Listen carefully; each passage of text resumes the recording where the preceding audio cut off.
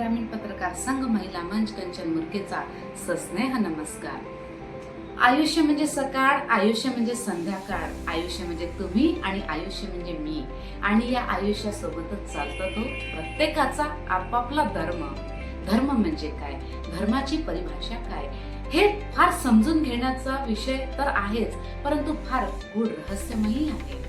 हे समजून घेत असताना या नाशिकच्या द्राक्षनगरी, संतनगरी, रामभूमीच्या या पावन नगरीमध्ये गोदावरी घाटावर अधिक महिन्याच्या निमित्ताने दर्शन घेण्याचा माझा योग आला आणि सर्व बाजूने चहूबाजूने बघितलं तर येणाऱ्या हो घातलेल्या कुंभमेळ्याची जी तयारी जय्यत सुरू होती, तर तो म्हणजे आपला धर्म। धर्म म्हणजे संस्कृती, संस्कृतीची जोपासना कशा पद्धतीने करायची हे आमच्या या नाशिककर मंडळींसह समस्त साधुवासी, टाळकरी, माळकरी, धाळकरी या ठिकाणी येणार आहेत। तर त्यांच्या सोबतीला आपण सहकार्य कशा पद्धतीने करणार आहोत हे आमच्या प्रशासनाने आम्हाला दाखवून दिलंय। सर्वात महत्वाची बाब म्हणजे प्रशासनाची चौकस बुद्धी आणि चौफेर नजर। चौफेर नजरेने जशा पद्धतीने पत्रकार काम करतो, तशा पद्धतीने पोलीस प्रशासनासह प्रत्येकाला जागृत करण्याचं काम त्या ठिकाणी सुरू होतं।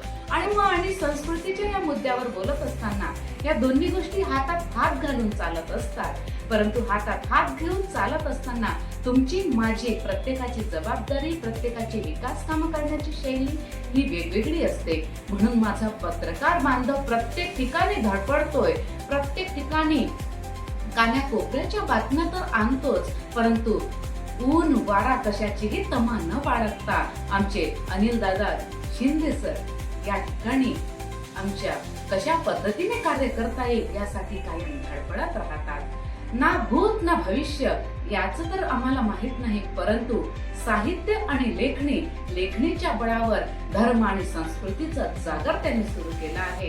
केवळ फक्त बोलाची कडी आणि बोलाचा भात न ठेवता जागर आणि फक्त जागर हा आमच्या लेखणीचा आणि लेखणीरूपी तलवारीचा हा एक विषय राहील।